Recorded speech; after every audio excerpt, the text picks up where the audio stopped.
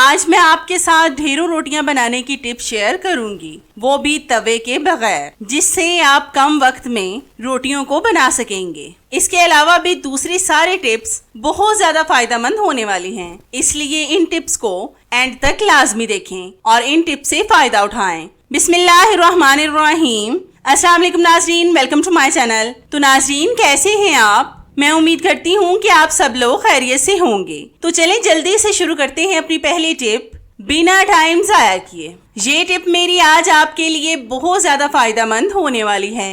आपने अक्सर नोट किया होगा कि कोई त्योहार हो या फिर कोई फंक्शन, चूड़ियां तो सभी खवातीन पहनती हैं। जब कोई त्योहार या फिर फंक्शन वगैरह तो हमारे पास हर कलर की चूड़ियां होती हैं। अगर इन चूड़ियों पर वेलवेट लगी हो तो उनकी ये प्रॉब्लम होती है कि जब हम इसको किसी जार वगैरह में रखते हैं तो इन पर फंगस लग जाती है, जिससे हमारी चूड़ियां खराब हो जाती हैं। मेरे पास तो ये मिक्स चूड़ियां ही पड़ी हुई हैं, इनमें वेलवेट की भी हैं और सादा भी। मैंने इनको ऐसे ही रखा हुआ है। अब मैं आपको बताती हूँ कि इनको आपने सेव कैसे करना है। तो इसके लिए हम लेंगे टैल्कम पाउडर। ये तो हम सबके घर में मौजूद होता है। इसको आपने चूड़ियों वाले बॉक्स में अच्छी तरह से स्प्रिंकल करना है। टैल्कम पाउडर में नमी जज्ब करने का हुनर पाया जाता है। ये आपकी चूड़ियों से सारी नमी को अपने अंदर जज्ब कर लेगा, फिर ये फंगस लगने से भी महफूज रहेंगी। जब आपने इन चूड़ियों को पहनना हो तो आप किसी खुश कपड़े से साफ करके पहने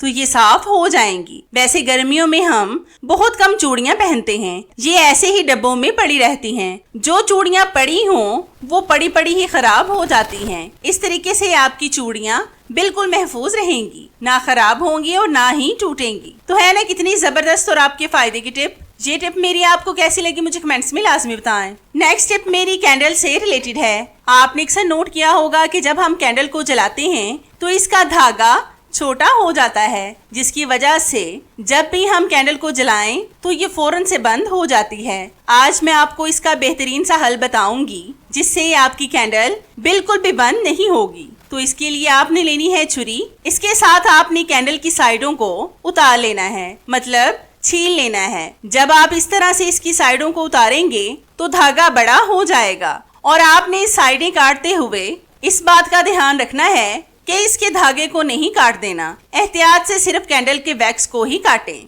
अभी भी बहुत से घरों में बिजली जाने पर कैंडल का इस्तेमाल किया जाता है। अब ये कैंडल भी काफी महंगी हो गई हैं। अक्सर जब इसका धागा छोटा होता है तो बहुत से लोग इसको बेकार समझकर फेंक देते हैं, लेकिन इस तरीके से आप इसको फिर से ठीक कर सकते हैं और जाया करने से बचा सकते हैं। तो ये देखें, मैंने इसकी साइडें काट कर इसको जला लिया है। अब ये कितनी अच्छी जल रही है। अब ये उस वक्त तक जलेगी जब तक कि ये खत्म ना हो जाए। तो है ना ये भी आपके फायदे की टिप। ये टिप मेरी आपको कैसी लगी मुझे कमेंट्स में लाजमी बताएं।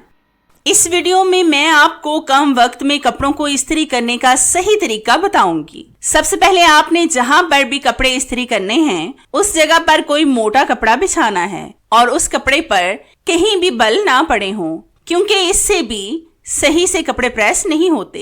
अब आपने कपड़ों के टिप्स को फॉलो करना है स्टेप बाय स्टेप। मतलब पहले हम इसके कॉलर या फिर बैंड को प्रेस करेंगे, फिर बटनों वाली पट्टी को, फिर तीरे को और फिर बाजुओं को। आपने पानी स्प्रिंकल करके कपड़ों को प्रेस करते जाना है। पानी आप शावर में भी ले सकते हैं और हाथों से भी स्प्रिंकल कर सकते हैं। आपने इन कपड़ों की सिलाइयों को अच्छे तरीके से बैठाना है, क्योंकि अगर आप इसकी सिलाइयों को अच्छी तरह से नहीं बिठाओगे ना तो बाद में इसकी सिलाइयां अच्छी तरह से सेट नहीं होती। और हाँ, एक बात का और आपने ध्यान रखना है कि जब आप कपड़ों को प्रेस करने लगें तो पहले आयरन को मीडियम और फिर हाई कर दें। मतलब अगर आप कॉटन के कपड़े प्रेस कर रहे हैं तो पहले आपने आयरन को मीडियम ही रखना है। जब आप कपड़ों को प्रेस करें तो फिर इसको हाई कर दें अपने कपड़ों के मुताबिक और अपने कपड़ों के हिसाब से, क्योंकि अगर ज्यादा गर्म हो गई तो ये आपके कपड़ों को ना जला दे। इस तरह से आयरन कभी भी कपड़ों के साथ नहीं चिपकेगी। अक्सर जब हम फुल आयरन को गर्म करके कपड़े प्रेस करते हैं तो आयरन का दाग फौरन से कॉटन के कपड़ों पर लग जाता है। अगर आप मेरी इस टिप को फॉलो करेंगे तो कभी भी आपके कपड़ों पर आयरन का दाग नहीं लगेगा। आप इस तरह से गौर से और ध्यान से देखते जाएं। इसी तरह से आपने फ्रंट साइड और बैक साइड से कपड़ों को प्रेस कर लेना है।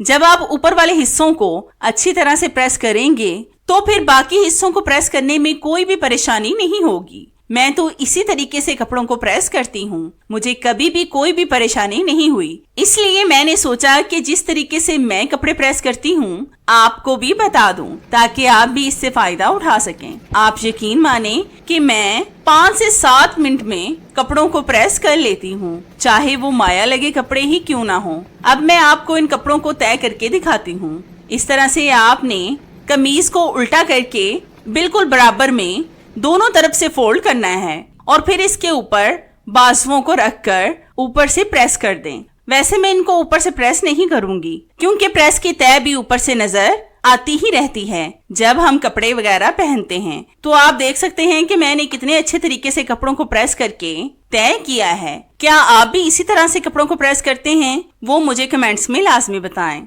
अगली टिप मेरी इस तरह के वैक्स के खाली कैप से रिलेटेड है। अक्सर जब वैप्स खत्म हो जाएं तो हम उसके पैकेट को फेंक देते हैं, लेकिन मैं उनको हरगिज नहीं फेंकती क्योंकि ये बहुत काम के होते हैं। इनसे हम बहुत से काम ले सकते हैं। ये जो मेरे पास वैप्स का कैप है इसका लॉक बहुत मजबूत है। आम अगर हम वैप्स लाएं तो उनके लॉक इतने मजबूत नहीं होते। आज मैं आपको इसकी बहुत अच्छी टिप बताऊंगी। तो इसके लिए सबसे पहले आपने मजबूत गत्ते को इस कैप के नीचे जोड़ना है। आप कोशिश करें कि गत्ता थोड़ा सा मजबूत हो, फिर आप इसमें जो भी चीज रखेंगे तो वो खराब नहीं होगी। मैं इसको ग्लू गन के साथ लगा रही हूँ। आप जिस भी चीज के साथ इसको लगाना चाहें लगा सकते हैं। तो ये छोटा सा बॉक्स हमारा बनकर रेडी हो चुका है। अब मैं इसमें अपनी हिजाब की पिन्स को रखूंगी। अक्सर ये इधर उधर पड़ी रहती हैं, मौका पर ये हमें नहीं मिलती। अगर आप इनको इसमें रखेंगे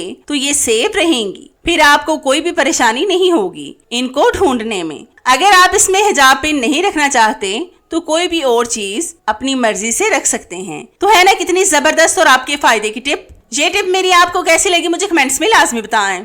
आज मैं आपके साथ रोटियां बनाने की बहुत जबरदस्त टिप शेयर करूंगी जिससे आप ढेरों रोटियां बनाएं मिनटों में और गर्मी से बचें। तो सबसे पहले हम पेड़े करेंगे। आप अगर कम टाइम के लिए किचन में खड़ा होना चाहते हैं तो पेड़े आपने बाहर ही कर लेने हैं ताकि आपको गर्मी में कम से कम खड़ा होना पड़े। इससे आप बहुत जल्दी रोटियां बना सकेंगे। अगर आटा फ्रिज का पड़ा हुआ है तो रोटियां बेल भी बाहर ही लें ताकि आपको कोई परेशानी ना हो। और साथ में आपने तवे या फिर जिस पर भी आप रोटियां बनाने वाले हैं उसको लो फ्लेम पर गर्म होने के लिए छोड़ दें ताकि जब आप किचन में जाएं तो फौरन से रोटी डालें और पकाएं। इससे आप बहुत कम वक्त में ढेरों रोटियां बना सकेंगे। अब हम अपने किचन की तरफ चलते हैं। तो यहाँ पर मैंने कढ़ाई को गर्म होने के लिए पहले ही गैस स्टव पर रखा हुआ है।